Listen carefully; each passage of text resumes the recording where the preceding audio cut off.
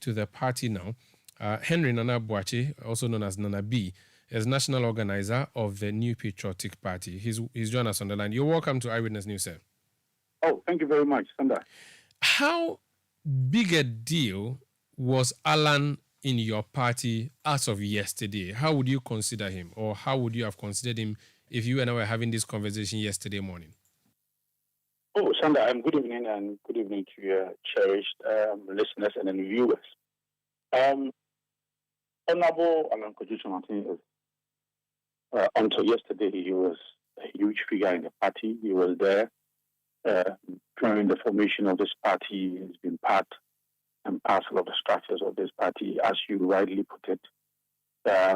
He was an ambassador to U.S. 3 years. He came back. He was a minister, trade and industry, under former President Kufuor, and then he was trade and industry minister until I think first quarter of this year when he resigned. So he is a huge figure. He's a huge personality. We really respect him for that. But then the New Patriotic Party is huge, is humongous, is big, and no one person is bigger than the elephant family. So yes, today we wish him well, and we have even directed our members that he should not be under any sort of attack. Yes, that is his personal decision, and this is democracy. We respect his wishes, his will. He intends to contest the 2024 presidential elections as an independent candidate, and that is it. So that is what this press conference was. It was one of the key things, and the General Secretary highlighted the fact that we do not intend to attack the former minister, but then rather there were some erroneous impressions created. There were some few things we thought that we could straighten. So yes, he was a huge figure. He has announced his resignation. We take it in good faith. The party moves on. I mean, the party is huge and big, as I've already mentioned. You do not think that there will be a void, which void will not be, you will not be able to fill in the party, his absence? In this party, no void can be described as a void that cannot be filled by any person, frankly speaking. I mean, we've gone through a lot of transitional processes. We've gone through a lot of issues, challenges. We've had our highs, we've had our lows.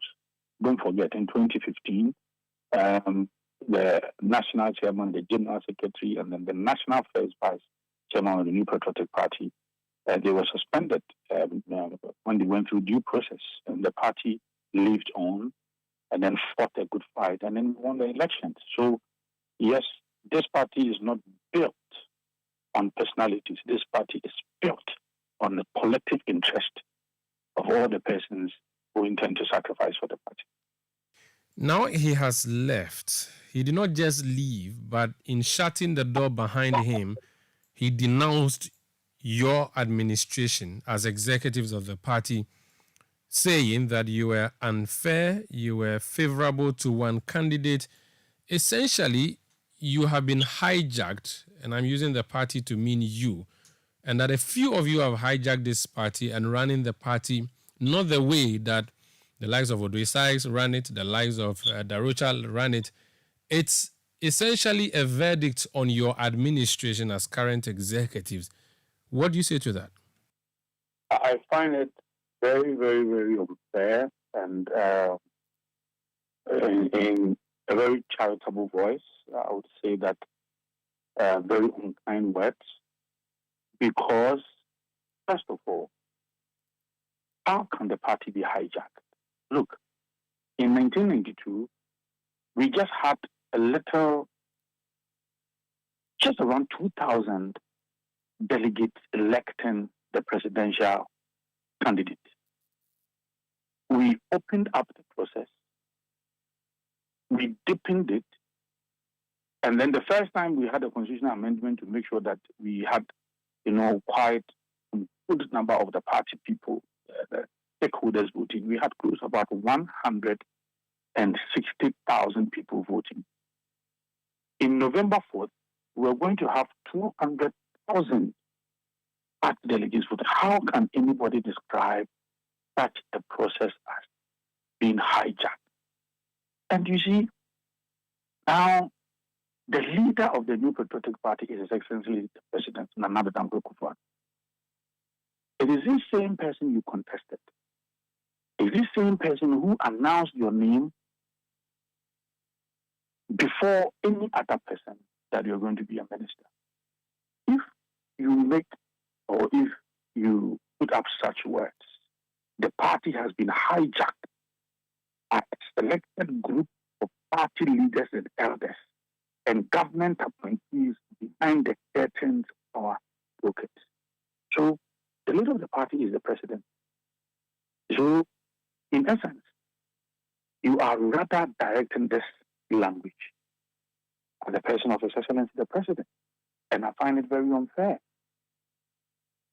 This is the party which you have served in various capacities. Look, we've been in power for 16 years. And out of the 16 years, the respected Honorable Alan Keyerematen has served for almost about 14 years as a minister and as an ambassador, both put together.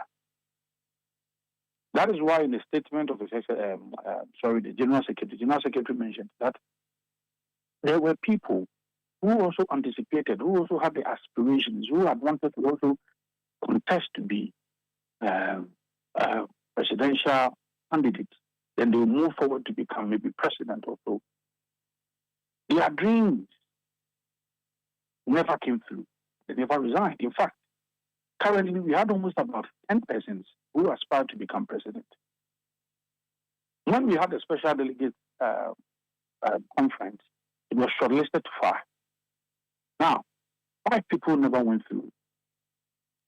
In fact, they have not come out to say that they are leaving the party because they were not voted for. In fact, Honorable Wache Jakun, who also withdrew from the process, is on record to have said that my party, right or wrong, I stand with my party. I may not be happy, but I stand with my party. And that is democracy for you. There were 2 things that he mentioned. He mentioned that 9 out of the 10 aspirants put together a petition, presented it, and put it before National Council. And the protection of our Constitution is clear. It is the National Council that has the sole mandate, the sole responsibility to determine the venue for the conduct of the presidential primaries. In executing this mandate, yes, you have put before the National Council a petition to vary the 2024 practice.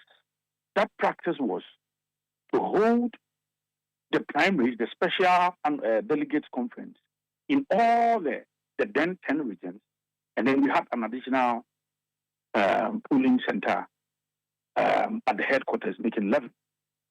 So if we intend, if your petition is seeking to move from that position, then there must be a compelling reason. Okay, National Council invited you, we listened to these aspirants, and then we have to look. I've been national youth organizer before. I'm now national organizer. We have never had any such controversial issue which will warrant National Council to put that particular matter to vote. And on this particular petition, we had to vote on it. An overwhelming majority of 74 eminent persons, National Council members, voted against the petition. And 9 persons voted for the petition. How can this be described as unmeritorious and unconstitutional when it is National Council that is mandated determine the venue for the conduct of the presidential primary? So National Council is allowed because it is National Council to change the game, the rules of the game in the course of the game. Because for 2 stalwarts of your party, Jakun, to denounce what you did, and for Alan Keyerematen to be unhappy with what you did, That's a problem, isn't it? No. And What and National and for Council, what National and for Council and said, for I'm coming. 1 second, and for No. 9 out of 10 Let me- candidates to send a petition, which petition gets rejected, really is something that bothers him a lot, and one of the reasons he decided to quit. That is why, if you are a democratic person, you need to understand the processes involved in pushing what we want, that is democracy. Because yes, you have been listened to, you have had fair hearing, and then what is the matter? The matter is that let's vote. The overwhelming majority votes against it. I think that you need to take it in good faith. And now what you mentioned, yes, this matter again came up. Now, National Council never approved of any guidelines, right, that suggested or that said, because in the guidelines it said that if there's a tie, then the following week there should be a rerun of the entire. National Council never approved of it. And then we went through our minutes. So National Council said no, because National Council is the second highest decision-making body of the party. The National Council then said that to determine the fifth person, the National Council members, because don't forget, practically it was even going to be difficult. We had our diaspora people coming in. We had 3 reps from 27 countries who came in, and at that time they had even left. So National Council found that guideline as not guideline that was approved by National Council. And that is how come National Council said no. Then to determine the tie, National Council members, over 100 persons, are going to determine who is the fifth person. So that matter also came before National Council, and we deliberated deeply, and we made a decision. If things had gone his way... Sandra, please, if I can make this okay, point. Look, Land. The Special Delegates Conference, if you check the composition, we are talking about constituency chairpersons. We are talking about regional executives. We are talking about national executives. We are talking about MPs. We are talking about National Council of Elders.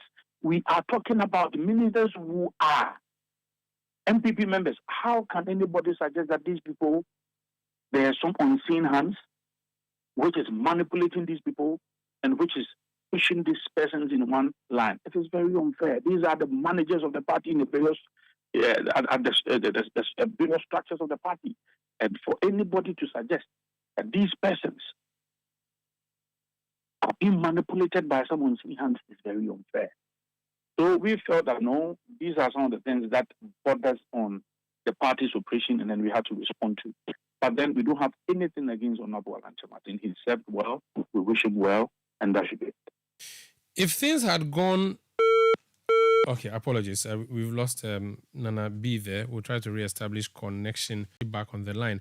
Apologies, we lost you there. And I was going to ask my last question, and that question has to do with the fact that what he said while walking out, are you going to say that at least 1 or 2 of the things he said are true and you're going to work on them as a party, or you're simply saying everything he has said is not true and wish him goodbye? Sandra, you know what? You recall that he had issued a press statement after the Special Delegates Conference, and then where he outlined some unfortunate issues that ensued during the elections. The General Secretary, right afterwards, issued a statement and then condemning some of these isolated issues that happened, and then also referring certain personalities to the disciplinary committee for them to go through the processes. Now, Omaru, how can anybody describe an electoral process which occurred in 17 polling centers? We had just issues coming out, or people raised issues with regards to only one polling center. And then somebody would want to say, because of that, the entire process is flawed. 1 out of 17. I don't think so.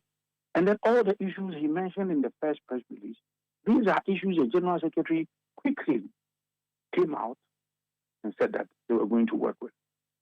So, yes, some of the things that he said, we are already working with them. They are disciplinary committee working. And then we thought that, Omar, don't even forget that the process that happened was just the first part. And then Honorable Alan Keyerematen appears to be part of the first 5. But the main election would have been November 4th. So it is not as though we have concluded the November 4th elections and you have some problems with it, for which reason you are opting out. We have not even had the election, and that is the final determinant. So yes, we wish him well. That is fine. What he has done, Alan, is akin to the frog coming out of the river and saying that the crocodile is dead, except that he's not saying the NPP is dead, but perhaps rotting in the extent that you are rotting democratically. You are still saying that for someone with that weight in the party to come out and say that you are an undemocratic political party, it does not give political fodder to the opposition party, and that this is actually an implosion of a kind for your party?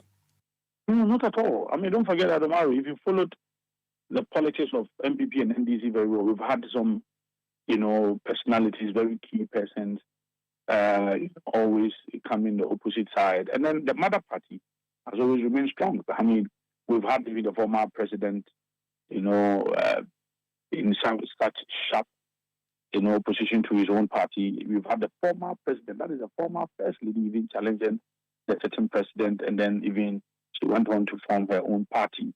NDC is still there, NDC is not dead. So I don't think that these things are really going to affect us at all. These were his opinion. That is why we had to clarify some of the issues that he raised. So clearly, we do not subscribe to that. Finally, as organizer of your party, your job is to organize. Oh, I think the line has really been bad. Apologies. We've lost Henry Nanabuachi, his national organizer of the New Patriotic.